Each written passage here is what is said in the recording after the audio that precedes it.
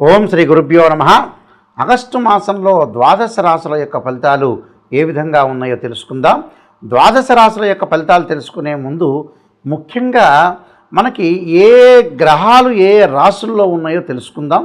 శుక్ర గురువులు మిథున రాశిలో సంచారం చేయటం, ఆగస్టు 21వ తారీఖున మరి శుక్రుడు కర్కాటక రాశిలోకి సంచారం చేయటం, అలానే రవి బుధులు కర్కాటక రాశిలోకి సంచారం చేయటం, అలానే ఆగస్టు ద్వితీయార్థంలో రవి సింహరాశిలోకి సంచారం చేయటం, అలానే సింహంలో కేతువు, కన్యలో కుజుడి యొక్క సంచారం, అలానే రాహు కుంభరాశిలోను, అలానే మనకి 137 రోజుల పాటు శని వక్రగతిలో ఉంటాడు.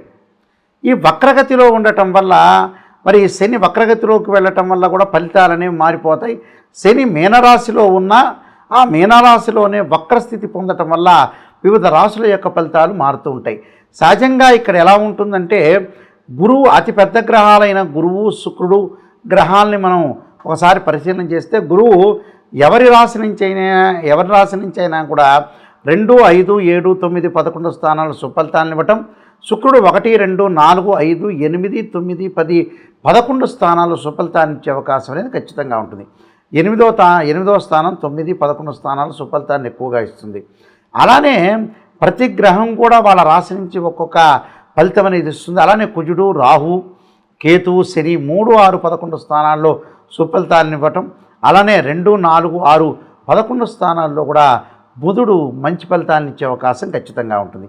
ఈ ఫలితాలన్నీ కూడా గోచారీత్యా చెప్పబడ్డాయి కాబట్టి ఈ ఫలితాలన్నీ కూడా మనం చక్కగా చూసుకుని ముందుకెళ్ళినట్లయితే ఏ విధంగా ఉండబోతుంది, ఆగస్టు నెలలో ద్వాదశ రాశుల యొక్క ఫలితాలు ఏ విధంగా ఉంటుంది, ఎలాంటి పరిహారాలు చేసుకోవాలి, ఎలాంటి పరిహారాలు చేసుకోవటం వల్ల అద్భుతమైన రిజల్ట్స్ వస్తాయి అనేది మనం ఒకసారి తెలుసుకుందాం. మకర రాశి వాళ్ళకి ఈ మాసంలో ఏ విధంగా ఉండబోతుందో మనం ఒకసారి చూసేటట్లయితే, మకర రాశి వాళ్ళకి ముఖ్యంగా కొన్ని గ్రహాల యొక్క కలయిక, కొన్ని కాంబినేషన్స్ వల్ల మంచి చెడుల యొక్క మిశ్రమం అనేది బాగా ఎక్కువగా ఉంటుంది. ఎలాంటిది? రాస్యాధిపతి శని 3వ స్థానంలో ఉండి వక్రస్థితిలో ఉండటం వల్ల ఆరోగ్యపరంగా ఇబ్బందులు కలగకుండా చూసుకోవాలి. నేను నెగిటివ్ అయినా పాజిటివ్ అయినా రెండింటినీ చెప్తాను, వీక్షకులందరూ కూడా గమనించాలి. ఇక్కడ శని బాగలేనట్టుగా ఉంటుంది. వక్రగతిలోకి ఎప్పుడైతే పెండుతుందో అప్పుడు ఆరోగ్యపరంగా, ఆయుష్ పరంగా కొన్ని ఇబ్బందులు కలుగుతుంటాయి. ఆ ఇబ్బంది అలానే మన ఆందోళన చెందాల్సినప్పుడు దానికి రెమెడీ అని నేను చెప్తాను. ఆ రెమెడీ మీరు పాటించండి, మీకు మంచి జరుగుతుంది. ఏదైనా డౌట్లు ఉంటే నా నెంబర్కి కాల్ చేయొచ్చు. శని వల్ల నోటి దురుస్తనము, అన్నదమ్ముల మధ్యలో కొంత సఖ్యత లేకపోవటం, వివాదాలు, ఆర్గ్యుమెంట్స్ అనేవి చేయకుండా ఉండటం చాలా మంచిది. శని చెడు ఫలితాన్ని ఇవ్వబోతున్నాడు. అలానే ఆందోళన చెందాల్సిన పని లేదు. అలానే అంటే రాస్యాధిపతి అయ్యాడు, ద్వితీయాధిపతి మనకి వక్రగతిలో ఉండటం వల్ల ఇలాంటి సంఘటన జరుగుతాయి. అలానే ద్వితీయంలో రాహు, భార్యాభర్తల మధ్యలో ఒపీనియన్స్ అనేవి కూడా కలవాలి. అంటే ఎలాంటి ఆందోళన చెందకుండా ఏదో భర్త చెప్పినట్టు భార్య వినటం, భార్య చెప్పినట్టు భర్త వినటం, లాంగ్ రన్లో వాళ్ళే ట్రావెల్ చేయాల్సిన నెససరీ అనేది ఉంటుంది. కాబట్టి కొంత ఓర్పు, సహనంతో ఉండటం చాలా మంచిది. సో విదేశాలకు వెళ్ళే అవకాశాలు అయితే మెండుగా ఉన్నాయి. భార్యాభర్తల్లో ఎవరొకళ్ళు విదేశాలకు వెళ్ళటం, అక్కడ స్థిర నివాసం ఏర్పరచుకునే అవకాశాలు ఉంటాయి. ఒకవేళ ఉద్యోగపరంగానే కాకుండా స్థిర వ్యాపారాలు, పెట్టుబడులు పెట్టుకునే అవకాశాలు కూడా బాగా ఎక్కువగా ఉంటాయి.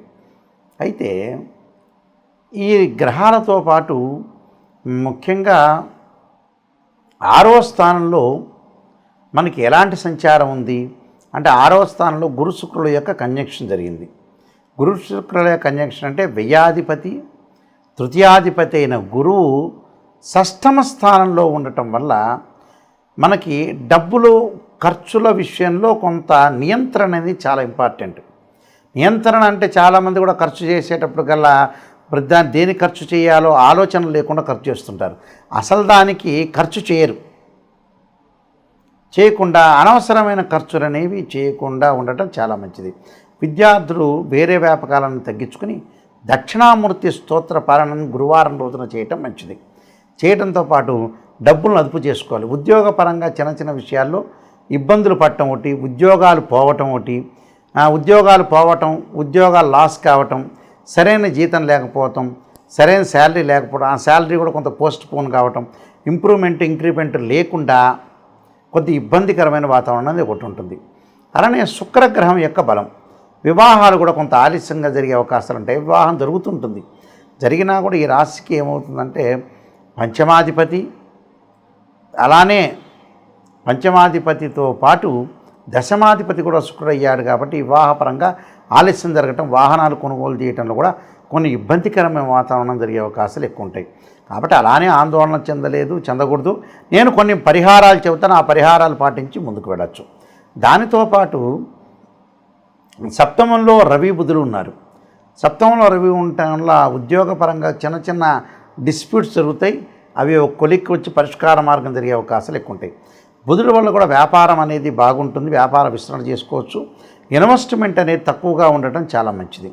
దాని తర్వాత కేతువు యొక్క బలం వల్ల తీర్థయాత్రలు, పుణ్యక్షేత్రాలకు వెళ్ళటం, అలానే డిఫరెన్స్ ఆఫ్ ఒపీనియన్స్ లేకుండా అభిప్రాయాలు, బంధువులతోటి కొంత సహనంతో, ఓర్పుతోటి ఉండటం చాలా మంచిది.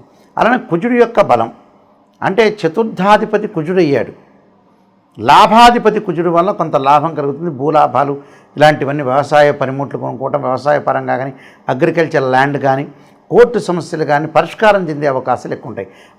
అన్నదమ్ముల మధ్యలో కూడా కొంత మ్యూచువల్ అండర్స్టాండింగ్ అనేది బాగా ఉండే అవకాశాలు ఉంటాయి. కాబట్టి వీళ్ళకి ఎక్కువ గ్రహాలు అనేవి బాగలేదు కాబట్టి మకర రాశి వాళ్ళకి మిశ్రమైన ఫలితాలు అనేవి ఎక్కువగా ఉన్నాయి. ఏవి బాగున్నాయి? శని ఒక్కడే కొద్దిగా ఎక్కువగా బాగున్నాడు కాబట్టి కొంత జాగ్రత్తగా ఉంచి అనుకూల దిశకి మనం ఏర్పరచుకొని ముందుకెళ్ళటం అనేది మంచిది. గ్రహాలు అనేవి తక్కువగా బలం అనేది ఉంది కాబట్టి కొంత మనం నోటిని అదుపులో ఉంచుకొని ప్రతి పనిలో కూడా అందరినీ నేనే మోనార్క్ అనుకోకుండా అందరినీ అడిగి ఒక ఎస్టిమేషన్తో ముందుకు వెళ్ళటం వల్ల నేను చెప్పబోయే పరిహారాలు కూడా చెప్పబోతున్నాను వీళ్ళకి. అలాంటి పరిహారాలన్నీ కూడా మీరు పాటించండి, మీకు మంచి జరిగే అవకాశం ఖచ్చితంగా ఉంటుంది. ద్వాదశ రాశుల వాళ్ళందరూ కూడా, ఈ రాశులందరూ కూడా వృత్తి, ఉద్యోగ, వ్యాపార రంగాల్లో కానీ, అలానే ఆరోగ్యం పరంగా కానీ, విద్య పరంగా కానీ, ఆలోచనల పరంగా కానీ, ప్రమాదాల పరంగా కానీ, అలానే ప్రతి విషయం కూడా ఆలస్యం కాకుండా ఉండాలి అనంటే కొన్ని రెమెడీస్ అనేవి మనం ఖచ్చితంగా ఆ నెలలో పాటించాల్సిన అవసరం అనేది ఉంటుంది. తప్పులేదు. రెమెడీస్ అనేవి ఎక్కడైతే లోపం ఉంటుందో ఆ లోపాన్ని మనం సవరణ చేసుకొని ముందుకు వెళితే మనకు మంచి జరిగే అవకాశాలు ఉంటాయి. నేను చెప్పినవన్నీ కూడా ఇవన్నీ కూడా గోచారరీత్యా చెప్పబడే ఫలితాలు అంటారు. ఎప్పుడు కూడా గోచారం అనేది బర్త్ చార్ట్తో సమానం కాదు. గోచార ఫలితాలు కూడా 20% మాత్రమే సపోర్ట్ ఉంటాయి. ఎందుకంటే మనం ఎంత కృషి చేస్తున్నా ఆవగింజంత అదృష్టం అనేది ఒకటి ఉండాలంటారు. అంటే మన కృషి తగ్గట్టు ఫలితం అనేది ఉండాలి. అక్కడ భగవంతుడి యొక్క అనుగ్రహం కూడా ఉండాలంటే ప్రతి దానికి కూడా ఒక సమస్యకు పరిష్కారం అనేది ఉంటుంది. ఎంత విషయంలో కూడా మన నెగిటివ్ నిజంగా తెలుసుకోవాలి, ఆ నెగిటివ్లోంచే పాజిటివ్ రావాలి. ఎప్పుడు కూడా రాశిఫలాలు చెప్పేటప్పుడు పాజిటివ్ ఉండాలని ఆలోచన చేయొద్దండి. నెగిటివ్ కూడా ఉంటుంది. ఆ నెగిటివ్లో ఉంటే మనం పాజిటివ్ చేసుకోవాలి. అందువల్లే శ్రీయ లోపం పెరుగుట పెద్ద విద్య, లోపం ఎరిగిన వాడే పూర్ణుడొగడు అంటాడు. అంటే పూర్ణత్వం అనేది మనం సాధించాలంటే నిజాన్ని తెలుసుకోవాలి. నిజాన్ని తెలుసుకోవాలంటే ఏమిటంటే కొన్ని ప్రత్యేకంగా రెమెడీస్ అనేవి చేసుకోవాలి. యజ్ఞయాగాది క్రతువులు, జపాలు, అలానే హోమాలు లాంటివి తప్పకుండా ఇప్పుడు కూడా చేసుకుంటే చాలా మంచిది. అయితే ఈ నెలలో మీరు చేసే రెమెడీస్ అనేవి నేను ప్రత్యేకంగా చెప్తాను. ఆ రెమెడీస్ ఏ విధంగా చేయాలి అనంటే, మనకి ఈ నెలలో శ్రావణ మాసంలో నాగుల చవితి వస్తుంటుంది. ఈ నాగపంచమి రోజున అందరూ కూడా పుట్టలో పాలు పోయటం, 2 జంట సర్పాలను దానం చేయండి. ఎందుకంటే సర్పదోషం ఉన్న వాళ్ళందరూ కూడా తప్పకుండా నాగపంచమి రోజున సర్పదానం చేస్తే చాలా మంచిది. అలానే ఈ నెలలో గురుపుష్యమి యోగం అనేది ఉంది. అంటే ఉద్యోగపరంగా ఇబ్బందులు పడుతున్న వ్యక్తులు కానీ, అలానే ఏదైతే ధనపరంగా ఇబ్బందులు పడుతున్నారో, ఫైనాన్షియల్ పరంగా ప్రాబ్లమ్స్, ఉద్యోగం నిలకడలేదా, స్థిరత్వం లేదా, ఇలాంటి వాళ్ళందరూ కూడా తప్పకుండా గురువును ఆరాధన చేయాలి. అంటే సూర్య నమస్కారాలు చేయటము, అలానే గురువుని యొక్క ఆరాధన చేయటం, శనగలు, అలానే గోధుమలు దానం చేయటం, గోధుమలు, ఎర్రని వస్త్రము, ఎర్రని పూలు దానం చేయటం, అలానే శనగలు దానం చేయటం, అలానే పసుపు వర్ణం గల జాకెట్ పీసు దానం చేయటం, అలానే సూర్య నమస్కారాలతో పాటు దేవానాంచ ఋషీనాంచ గురుకాంచన సన్నిభం బుద్ధిమతం త్రిలోకేశం తమ నమామి బృహస్పతి అనే మంత్రాన్ని చదవండి. ఎవరికైనా సరే వివాహాలు దగ్గరికి వచ్చినట్టు వచ్చి వెనక్కి వెళ్తున్నాయా, ఆ శుక్రవారం రోజున, ఈ శ్రావణ శుక్రవారం రోజున, వరలక్ష్మి వ్రతం రోజున చక్కగా లక్ష్మీదేవి యొక్క ఆరాధన చెయ్యండి. అలానే మహాదేవే చ విష్ణుపత్ని ధీమే తన్నో లక్ష్మీ ప్రచోదయాత్ అనే మంత్రాన్ని ఆ శుక్రవారం రోజున తప్పకుండా బొబ్బర్లు, అలానే ఎల్లో కలర్ పీసు, అలానే బ్రాహ్మణుడికి దానం చేయండి. దానం చేయటం, అలానే ఆ రోజున వీలైతే కన్యాపాశుపతాస్త్రం, వరపాశుపతాస్త్ర రుద్రాభిషేకం లాంటివి చేసుకోండి. ప్రమాదాలు జరుగుతున్నాయా, మరి కుజుణ్ణి శనిని ఆరాధన చేయండి. ఈ శ్రావణ శనివారం రోజున తప్పకుండా శని ప్రదక్షిణాలు చేసి నీలాంజన సమాపాతం రవిపుత్ర యమాగ్రజం ఛాయామార్తాండ సంభూతం తం నమామి శనిశ్చరం అనే మంత్రాన్ని చక్కగా చదువుకోండి. అలానే అంగారకుడి యొక్క ఆరాధన శ్రావణ మంగళవారం రోజున తప్పకుండా వాళ్ళు ఆరాధన చేయాల్సింది ఏంటంటే సుబ్రహ్మణ్య స్వామి యొక్క ఆరాధన. తత్పురుషా విద్యే మహాసేనాయ ధీమే తన్నో షణ్ముఖ ప్రచోదయాత్ అనే మంత్రాన్ని మంగళవారం రోజున రాహుకాలంలో దీపం పెట్టండి. మనసుకు శాంతి లేదా, మీరు శ్రావణ మాసంలో వచ్చే సోమవారం రోజున చంద్రుణ్ణి ఆరాధన చేయండి. ఇలాగా ఇంటిలో కూర్చొని చంద్రగాయత్రి మంత్రాన్ని చదవండి. క్షీరపుత్రాయుద్ధి అమృతతత్వాయ ధీమే తన్నో చంద్ర ప్రచోదయాత్. కోర్టు సమస్యలు ఉన్నవాడు కుజుణ్ణి ఆరాధన చేయండి. అలానే ఆరోగ్యపరంగా బాగలేని వాళ్ళు శని, రవి, కుజుడిని ఆరాధన చేయటం వల్ల కూడా మనకు మంచి పనులు జరిగే అవకాశాలు ఖచ్చితంగా ఉంటాయి. అలానే ఆరోగ్యం బాగుండట్లేదు గురువు గారు, దీర్ఘకాలిక వ్యాధులు వస్తున్నాయి, నాకు బీపీ షుగర్ కంట్రోల్ లేదు అనే వ్యక్తులు శరీరే జర్జరీభూతే వ్యాధిగ్రస్తే కళేబరే ఔషధం జాహ్నవీతోయం వైద్యో నారాయణ హరి మంత్రాన్ని చదవండి. అలానే మనస్సుకు బ్రెయిన్ సంబంధించిన స్ట్రోక్స్ కానీ పరాలసిస్ కానీ వస్తే శిరోకంఠపాశుపతాస్త్రాభిషేకం అభిషేకం చేసుకోండి.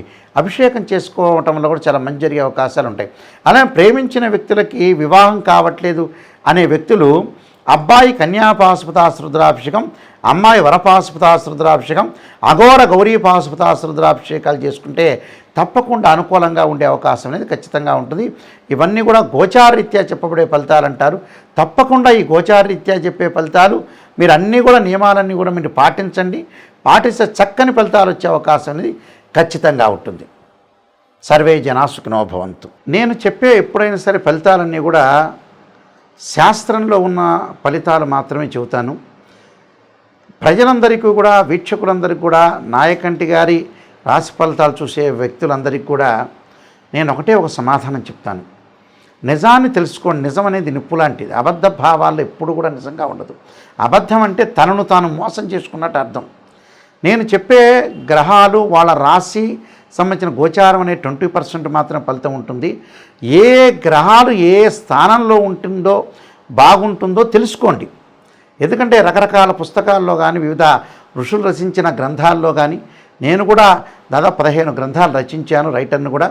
అందువల్ల గ్రహాలు ఏ పొజిషన్లో ఉంటే మన రాశి నుంచి మనం గోచారీత్యా చూసుకునేటప్పుడు ఏ రాశి ఫలితాలు ఏ గ్రహాలు బాగున్నాయో ఆ గ్రహాలు మాత్రమే మనకు బాగున్నట్టు. వేరే గ్రహాలు నేను చెప్పినవి చెడు ఫలితాన్ని ఇచ్చే గ్రహాలు చెప్తాను. ఆ గ్రహాలకి మన నివారణ మార్గాలు కూడా నేను చెప్తాను, అవి పాటించండి. నిజాన్ని తెలుసుకోండి, మీరు మోసపోవద్దండి. ప్రతి గ్రహం బాగుందంటే నేను చెప్తే బాగున్నట్టు, బాగలేదు అంటే బాగలేనట్టే. ఆ ప్రేక్షకులందరూ కూడా ఇది గమనించవలసిందిగా ప్రార్థన.